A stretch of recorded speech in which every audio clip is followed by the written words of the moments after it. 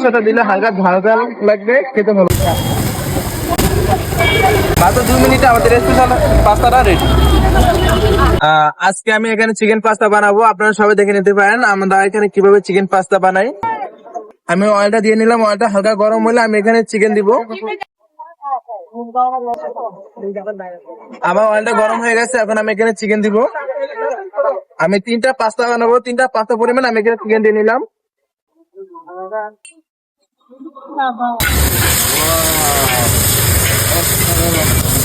দেখলাম থাইল্যান্ডের স্টাইল। আমার চিকেনটা ভাজা হয়ে গেলে আমি এখানে ভেজিটেবল দিব। ভাজা হয়ে গেছে, এখানে আমি ভেজিটেবল দিতেছি। আমার ভেজিটেবল আছে হলো পাতাকপি আছে, ভটভটি আছে, কাঁচামরিচ আছে আর গাজর আছে। আমার ভেজিটেবল ভাজা হয়ে গেলে আমি এখানে পাতাটা দিব। আমাদের যে পাতাটা আগে থেকে বয়েল করে রাখছি ওইটা আমরা দিয়ে দিব এখানে। আমার ভেজিটেবল ভাজা হয়ে গেছে, আমি 3টা পরিমাণ পাস্তা ভয় দিয়ে রাখছিলাম, আমাদের ওই পাস্তাটা এখন দিয়ে দিব এখানে।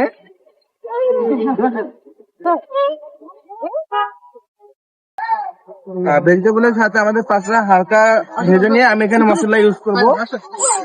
আমাদের এখানে আছে লবণ আছে, আমরা লবণ দিতেছি, হোয়াইট পেপার দিতেছি আর হচ্ছে সুগার দিতেছি। সুগার দিলে হচ্ছে আমাদের পাস্তার টেস্ট অনেক ভালো আছে, সেজন্য আমরা সুগার দিই। ঝাল আর মিষ্টি একটা ফ্লেভার আছে, খেতেও ভালো লাগে। এবার আমি দিতেছি হলো আমাদের এখানে ফিশ সস আছে, ম্যাগি সস, আমরা ম্যাগি সস দিতেছি, সয়া সস দিতেছি,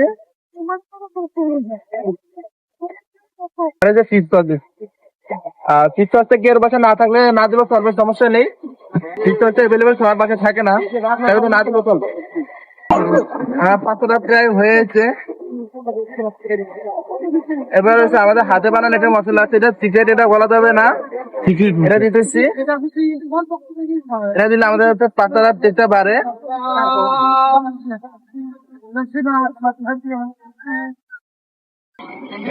আমার পাস্তা প্রায় হয়ে গেছে।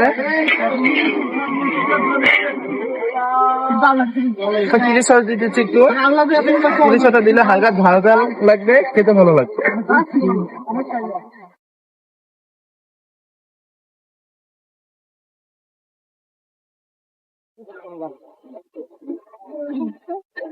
আমি একটু ঘি দিয়ে নিতেছি, ঘি দিলে আমাদের পাতার টেস্টটা এবং ফ্লেভার দুটাই ভালো আসবে।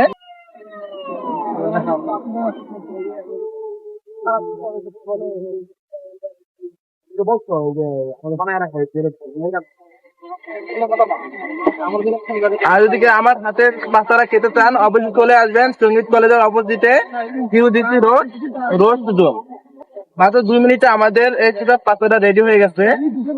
না খেলে বুঝবেন না আমাদের পাস্তার টেস্টটা কিরকম। অবশ্যই সবাই আগে ট্রাই করবেন আমাদের পাস্তাটা কিরকম হয়।